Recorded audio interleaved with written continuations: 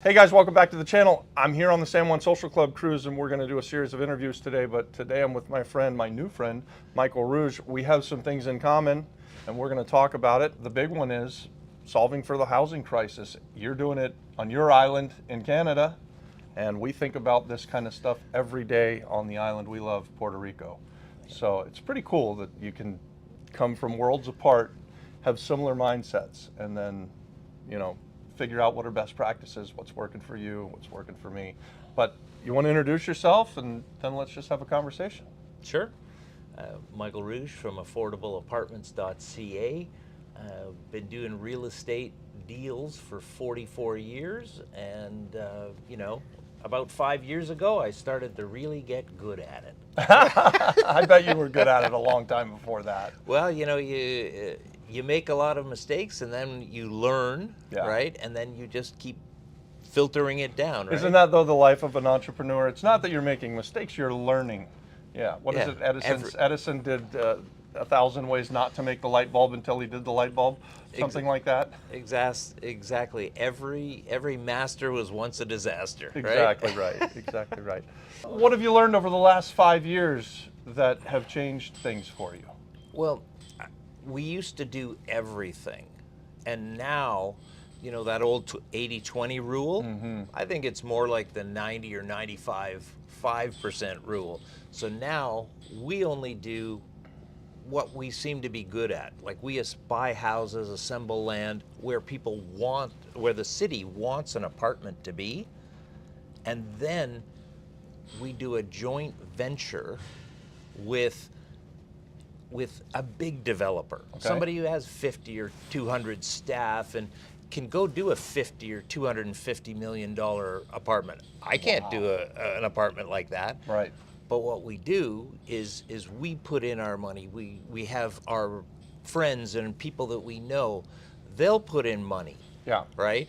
And then when the big developer comes, they pay everybody back with 10% compounded interest. Okay. All right, we put usually about $1 million on top, so everybody first gets their money back, right? That's number one. First gets their money back plus 10% and plus then $1 million? 10%, and then we share $1 million. Okay. But then we have kept a piece of that bigger development, $100 million apartment or whatever it is. And so 3 years later, 5 years later, when it's all finished and gone through the stuff, then we start to get a dividend. Yeah. So we've gotten rid of all the hassle and the stress of going to try and build and coordinate something, let somebody else do that. Basically, we've been able to 10x it by doing a lot less, and that way we can do more projects. I want to touch on one thing you said. You build where the government wants you to build, right? Yeah. So that's one thing that I've learned in the last few years is listen to what they want, and then they will give it to, as long as you do the things they want you to do, they'll give you all kinds of benefits, right? Yeah. And they make it easier for you. The permitting is easier. That you don't, I heard you on stage the other day, you're not trying to rezone stuff. You're looking at having already the zoning in place and building in the spot that they want you to build. It's pretty brilliant. Not a lot of people think that way. Well, it only took me 40 years to figure it out, right? Because I used to go in and fight city, we want to do this here, and and then people object and whatever. No, we just go, the old Wayne Gretzky hockey line, right? Because there were people that were bigger than he was and faster skaters and all that stuff. And he said, "What makes you the greatest hockey player?" And he said, "I go where the puck is going to be." Right. All right. So we just go to where the apartments are going to be. And if that makes sense, then we start assembling the land there. So you'll buy individual houses, a piece here, a piece there. What do you keep them as rentals while you're assembling? Absolutely. And then once you get it all assembled, it's a one block. You need to buy all of the stuff in the block. You then knock it all down. Well, we don't. Or you sell it to the next guy. So you do the cash flow the whole way, and you say, "I've assembled it. Now come in and take it," and then they will come in, remove what's there, and then build up. Exactly. Let them do all the heavy lifting. Yeah. Right? So you don't even have to worry about getting the permits or any. You just buy the properties in the area that you want. What do you do with the outliers, the ones who don't want to sell? Well, one of the, maybe it's called a trick, but it's the truth, right? Is we just say to them, do you want to live here when it's going to be a construction zone for a few years, and then there's going to be apartments and townhouses and all this, and they say no. And then what we do is we help them make a gradual transition. We say, look, you've got 2 years, you've got 3 years, right? So you can find that perfect place, you know. And a lot of times it's people that are downsizing anyways. So now it's like, okay, they don't need a Brady Bunch style house anymore. They can go, they want to go into a condo or something smaller. So it takes away their stress, because they go, hey, 3 years from now, right? Yeah. I can go and do that. Plus, we give them more money. Say their house is worth $1 million. We say, we'll give you 1.3 million in 3 years. Now they can plan, they can do all that stuff. So Everybody you're not wins. lowball offering anybody. Nope. You're saying, this is what your house is worth retail. I'll give you your number. In fact, I'll give you a better number than that, because we're going to be buying all your neighbors and stuff too, and it's going to take us a couple That's of right. years. If they give us time. If they don't give us time, then we say, this is what This is your the house market. is worth today, and then we go do it. And the other thing we've learned the hard way is you don't ever buy a property that isn't standalone. In other words, if you don't get the property beside it, you can still take that property and do something with it. Okay. Now, if you get the one beside it, both just went up 20% instantly, all right? And then if you get another one, or all three now just went up 25 or 30%. How many do you have to buy in order to have a big enough assemblage of properties? It really depends on the size. Like, some areas have really small lots, so you would need more of them. And some places, especially if they're 60, 80-year-old homes in neighborhoods, sometimes those lots, at least on southern Vancouver Island in Canada, where we do our stuff, is the lots were big. They were 1 acre or 2 acres, which is Oh, wow. fantastic. Like, we did a 5.5 acre assembly, and it was only 5 houses. Amazing. Yeah. Yeah. Okay. Yeah. I'm thinking of, in Florida, I have a friend who does something similar, and he'll accumulate 30 houses because they're 1/4 acre lots, Yeah. So, and he needs a sprawling, and he'll put in a Publix, and then he'll put in a whole bunch of units there, and he'll do this live, work, play thing. Yeah. And I was watching him do it, and he's paying more than what the houses are worth, and I'm like, damn, how are you doing that? And he's like, just sit back and watch, I'm like, I think I know something about real estate investing. And this guy, he goes, and when he gets it done, he's making $30-40 million profit.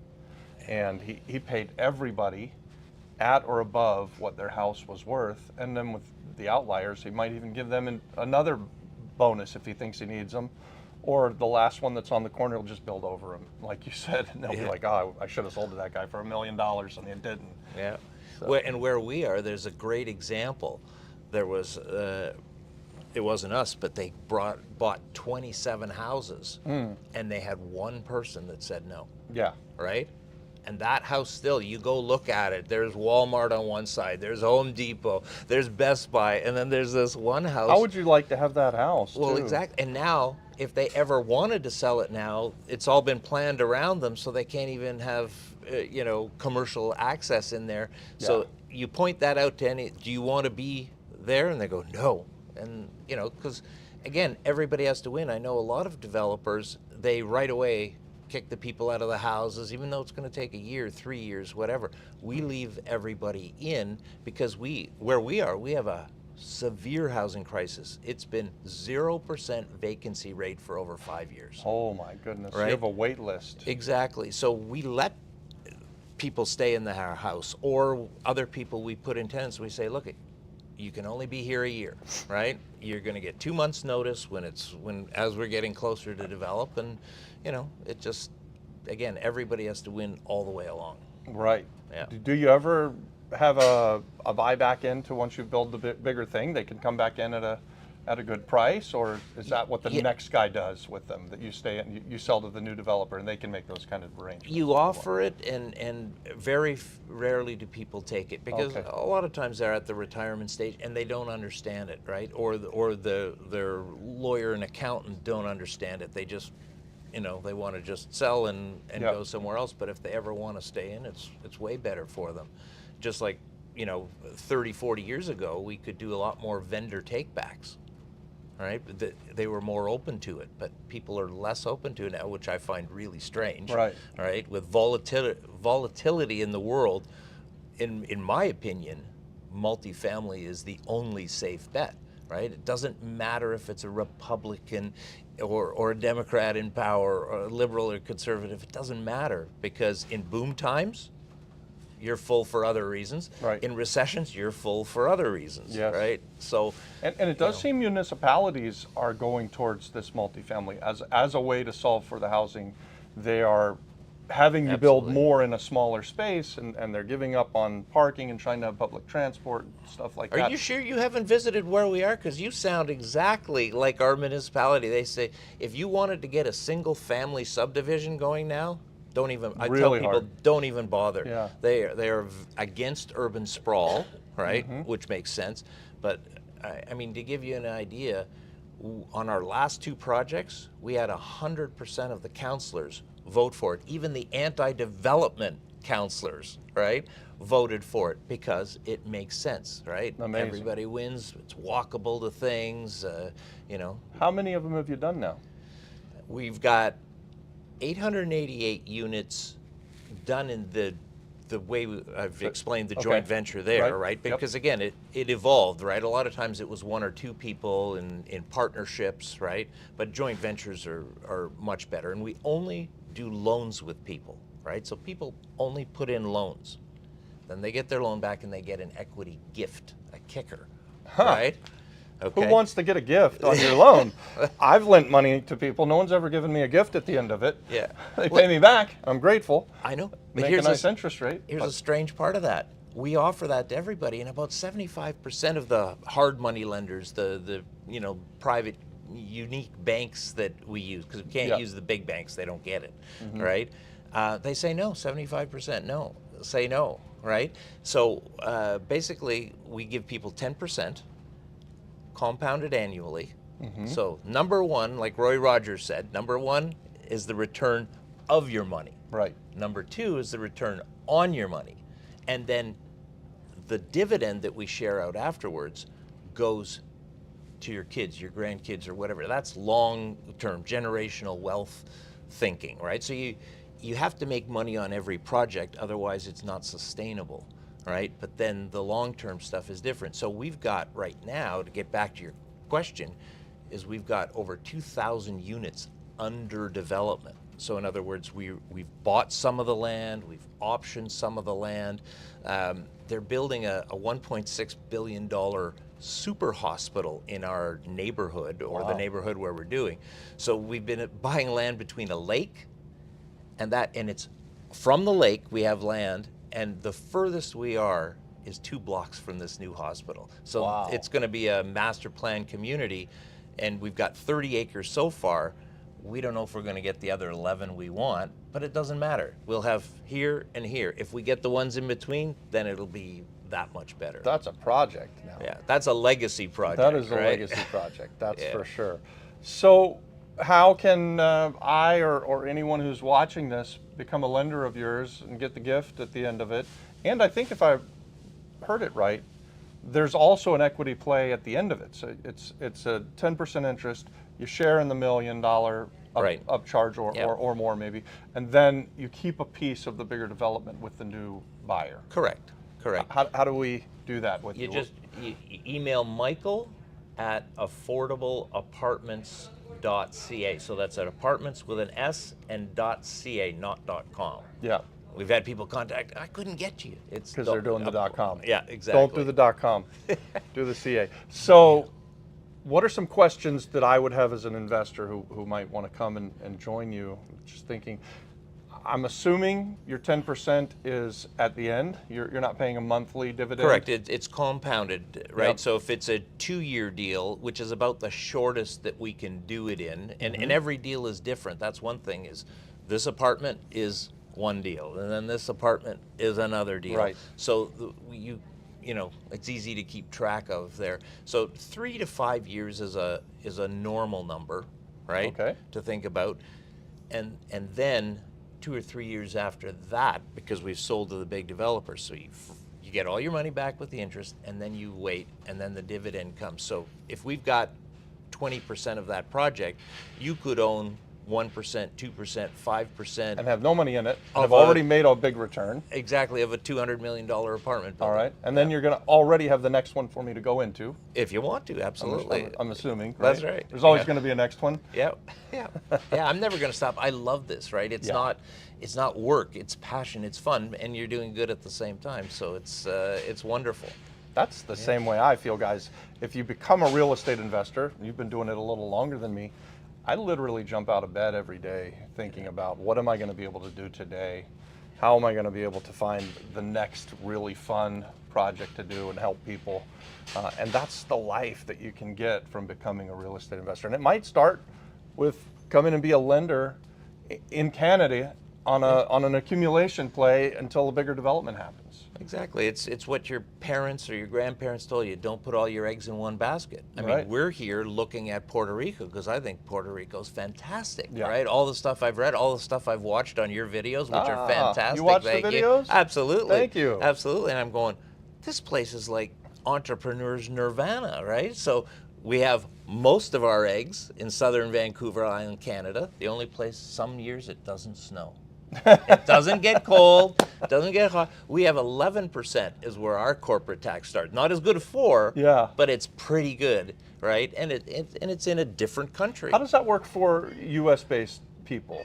Well, because you're owning part of a company, it's just a share. It's the same whether you had a share in Apple or. So they're going to pay something like- 11% on the 10% accumulate. Well, that but gets not more- until year 5 or something. Yeah. Like there is no income tax or anything the first 2 or 3 years, right? Yeah, well, one thing, as you know, we don't give tax advice or legal advice, For you know, sure. all that stuff because it's too complicated, right? The corporation has 11% tax. Okay. What someone else does, but there's a tax treaty, so you don't pay tax twice. If you're paying There's a tax, treaty that we're trying to mess up in real time. oh, right? it'll be fine. It'll be fine. We know that, right? And hey, the other benefit is it's Canadian dollars. So right now, because of what's going on, it's pushed down. Yeah. So it wouldn't surprise me if people would make another 10 or 20% on just the exchange rate. When Because it it always catches up. balances Yeah, out, when it right? catches up. Historically, Yeah. I've watched it for 50 years, and It wasn't that long ago that they were basically on par. I've seen that twice where the Canadian dollar's gone higher than the US dollar, Yeah, right? right. And then usually it's down a bit, but it's down more than normal. So there's that extra lift that'll happen. Right. Yeah. So now for the last 5 years, you've been doing the accumulation play. You've found your niche after 44 years. What were you doing before? How'd you get into real estate? What's the growth looked like? I think you've probably, like me, done just about every type of real estate investing that there is known to man. Yeah. And I think it's really interesting to the people who watch the YouTube channel. So I'd love to hear how'd you start out in real estate and how did you grow through it? I bought my first property on my 18th birthday Oh, that's amazing. because you have to be 18 to legally sign, Mm-hmm. right? So that was great. It was in a lower end place, lower end neighborhood, and then I had a few lower end apartment buildings and, growing and doing stuff like that, and then I learned to stay away from the low end. It's a need, absolutely, but the need is in every level of housing. Yes. So where we decided to focus was what we call the missing middle, right? Working class people, they need a decent place to live, right? And, along the way, we make it just a little nicer than everyone else. So even when you're not in a housing crisis, people aren't going to leave your place. They're going to want to stay there because it's quieter, it's safer. Treat your tenants like customers, So we see a lot of people that it's just a money play with landlords and whatever, but make it nice for your customers, your tenants. And then the flip side of that is screen your tenants like they're going to date your daughter. Right? That's a lot of scrutiny. Well, that's right. And I don't do social media, right? But you have somebody look at your tenants coming in, somebody who does in your staff that does social media, just look at, if their lifestyle is I have a rave every weekend, it's like, okay, I don't want you in my building. Yeah, that's Right? that's for sure. That's You know? for sure. One thing I think we could hit on here, you're solving for the missing middle. We're on an island where there's a lot of below the poverty line people living there, and so we get this pushback that when someone like you comes in and builds one of these apartment complexes, which puts more houses on the market for maybe the higher end, that it's not solving for the housing crisis. And I would argue that it actually is. It's all supply and demand. Yeah. And so let's talk about that a little bit. Do you ever get that pushback? A little bit, and you're right. Any unit of any level that you bring into the supply Yes. helps it. So, for example, where we are, because it's been zero vacancy for so many years, people that normally would rent a middle of the road apartment have rented the low end apartments, and that has pushed people out, right? Yes. Whereas when you add to the middle supply, the lower end supply Everybody can comes move up, back. and then people Yeah. can move in. Yeah. Yeah. Exactly. And what you're describing too, and we do this in Puerto Rico a different way, but what you're describing is you're taking units that don't exist and bringing them to the market. So really everything that comes to the market, Yeah. for us, it's 250,000 properties or houses or homes that are needed. And so we like to take existing buildings that were never housing and turn them into housing. Yeah. And when we do that, whatever the price point is, it doesn't matter. It adds to the amount of properties that are on the market and that people can live in. And so that helps. I'm a firm believer that you bring people, you pull them out of poverty through capitalism. And that's Absolutely. And when I say we don't rent to the very low end, yeah. you know, it's one of those tough love things you have to learn and say.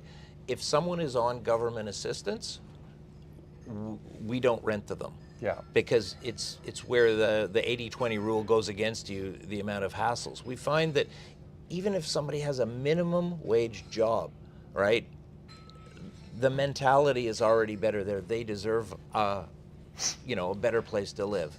And that's what we provide. And again, it helps everybody all the way along. I agree. Right? Yeah.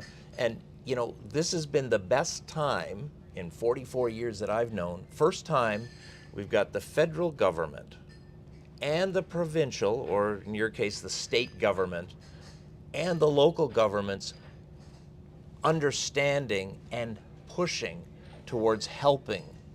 Okay? Instead of having to battle those areas, we've got all of those pushing. So, for example, what you said, you take a house and you take it to multiple units. I'll take a condominium building that was office condos, let's say. Yeah. An office condo died. I don't know if you guys think it's coming back. You can leave a comment if you do. I'm of the belief that there's more value in that building if I can turn it into housing. So I'll take an office condo, and the big success that we have that we're finishing up right now, we bought 83 condos in an 8-story building, and we turned them into 35, I would call them almost luxury apartments. Really, really nice efficiencies, 1-bedroom, 2-bedroom, and 3-bedroom condominiums. We've got 35 of them. They're probably worth around $350,000 a piece, and they're housing now. So there's they're just worth much more. As an office condo, the 80 of them were worth nothing really, $10,000-$20,000 a piece, right? And only thing that was getting use of them was pigeons and rats. By creating housing, and it could become a hotel, it could become long-term housing, it could become Airbnb if someone wanted to do that, but we'll probably just sell them off to 35 families or individuals who want a place to live in downtown San Juan now. And there's 35 units that people could live in that didn't exist before. Yeah, perfect. So, Perfect. It's pretty similar to building, on I get a it. smaller scale. And one of the other things is, one of the reasons we do it where we do is the Canadian government will give us 95 or 100% financing on a 50-year amortization. Holy cow. At about 2.5%. That's amazing. So that's for people who are coming in buying from you? No, That's this for is you to develop it. This is for us to do, and what we have to do is we have to make it more energy efficient than the building code, which we would do anyways. Solar on every roof, water reclaiming when you can, right, and things like that. So, and you have to have 10% of your units their definition of affordable. Well, their definition of affordable, 80% of what we build and do is affordable already. And you have to keep it as a rental for 10 years. All right? So we hit all of those categories, therefore we get the cheap money. Yeah. Right. And so that goes back to what we said earlier. You build in the way what the government wants, and they reward you. In this case, they're giving you a 50-year loan at basically free interest until the interest comes back down. I don't know if we'll get back down to 3%, but I wish I'd borrowed more money at that rate.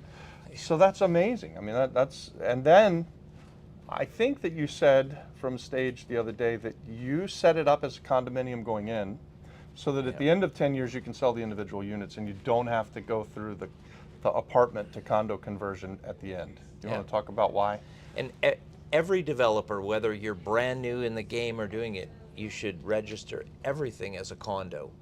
Okay? Even if you say, I'm never going to do anything but have this as an apartment building, because you never know what's going to happen 10, 20, 30 years. Yeah. If you've set it up as a condo, even though you own them all and you have it all as rentals, if you ever need to, for whatever reason, turn it into condos, you just saved yourself not just $500,000 in legals and years of trouble and whatever. It's already a condo. It's already done. And it's a very small portion of the cost at the start. Very small. It becomes really significant 10 years down the road. Exactly. To make the change. Yeah. Other tips I would give to anybody is always separate meters, no matter what. All right. Even if you pay for the power, have separate meters. And never pay for the power. Separate meters. And no, but here's why. I kid you not. A friend of mine, for 35 years, their business has been going into existing apartment buildings that are being turned into condos and putting in separate meters. Okay? And it doesn't matter how green you are, just think of the financial savings as well as the environmental benefit. The use of every utility goes down over 50%. The entire footprint of that building uses less than half the water, half the energy. And I'm going, no, you said that wrong. I questioned him on it. He says, some go down 65%. I said, people are that wasteful? So you're saying that when I'm paying for it as the landlord, they're heating their house by opening up the stove and just letting it burn, right? And they don't and care. let the window open. And they've got the window open. Absolutely. And then when they pay for it, and that's typical, it makes a lot of sense, then they're way more conscious about it. Yeah. You know, we're fully solar at our house, and my wife goes and turns off all the lights. I'm like, honey, we got solar. We're not even on the grid. That doesn't matter. She's just been trained that way, so she can't help it. But that's not the way renters do, apparently, is what you're saying. It's pretty interesting. You learn something every day, guys. I'm learning.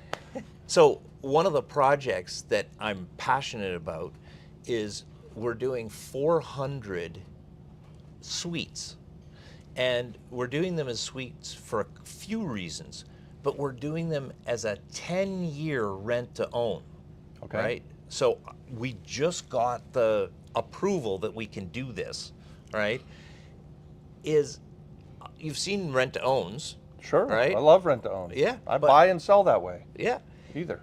But a lot of times the people that want to buy on a rent to own, they can't do it in the normal 1, 2, 3, even 5 years for it, right? But when it's 10 years, right, it's what we would call a no-brainer because they can build up so much equity. So of these 400 micro suites, first of all, we're going to sell it to them for $200,000. Now, the average condo where we are is $350,000 to $550,000. Okay. Okay. But now it is a micro, so it's not huge, but with the newer, younger generations, right, they are not as materialistic as we are. They don't need as much room. They don't want as much room. Right. But it's so affordable, but they go in at the same rent they would rent as an apartment. So no increase in price. And if they're a good tenant and they stay the duration, they get to buy it from the same government issue that has given us that low interest rate for the 10 years. We need to keep it for 10 years anyways. So everybody wins, including those generally younger people. Doesn't have to be younger people, but generally, because now they've had to rent a place anyways. And you get a renter for 10 years. Exactly. You don't have the turnover. That is going to take care of and the they're going to take place. care of the place because in their mind they already own it. Exactly. They can fix it up, right? So better tenants, everybody wins all the way along. And in this case, this one is a block from the university. Amazing. Okay? And it's half a block from downtown the other way. So we even have some of the fast food restaurants. By the way, we also have a 0% unemployment rate. On your island? Every business has a sign in the window, right? Because they need workers, they need labor. Because they can't find a place to live, right? Wow. There are businesses that have that own industrial land to build their business, but they can't because they can't get workers. And is it hard to come from Vancouver to Vancouver Island to work? I mean, can you make the commute, or is that not on a daily basis? That's a difficult commute. Yeah, How far? for a daily basis, because it's a 18-minute flight or an hour and a half ferry. Oh, geez. Okay. Yeah. So people come to work and stay in Airbnbs and hotels. Those businesses are doing fantastic because there's not enough of those either. But the idea with the fast food, and it's not just fast food, but any business, is a lot of times they have immigrant workers, right, have come in, and young people, they don't even qualify for an apartment because it's their first job or whatever. So I've got the guy at Dairy Queen says, I'll take 25 of your units right off the bat. And other ones say, I'll take 10 units. So they can now solve their labor issue by saying, and we have one master lease, okay, so we don't have to deal with that. But the people can, build up their credit, their known thing, and say, hey, you're still paying rent, but we've got a master lease to cover so that we are protected too. Amazing. Yeah. What a good program, right? Yeah. You guys, if you like this kind of content, subscribe to the channel. Obviously, give this a like. We're real estate investors, value add real estate investors. We do it in Puerto Rico. You do it in Canada. If you like this kind of content, guys, this is what you get. Subscribe to the channel and give us a like. Thanks for sitting down and talking to us, man. This was a pleasure. This was a great conversation. I always love to learn from people who are doing things. We do this YouTube stuff and tell people what we do and how we do it, and even talk about why, just like we did here today. So you're welcome to come back anytime you want. I want to stay in touch with you and follow your progress. It's really amazing what you're doing, and I call you the real estate investor superhero. So good job. You're doing you're really doing a lot of good for your community, and it's amazing. Yeah. And so are you. You got to keep doing it. Like, I love your videos. They're great. I've learned so much about And Portland. before we go, give them one more time how they can get a hold of you. Michael at affordableapartments.ca. Yeah. Reach out to him if you guys are interested in this. It's a great way to become a real estate investor and get yourself into the game. Ultimately, the good life, hopefully, right? You bet. Thanks, Michael. I Thank you. appreciate you. Thanks All again. right.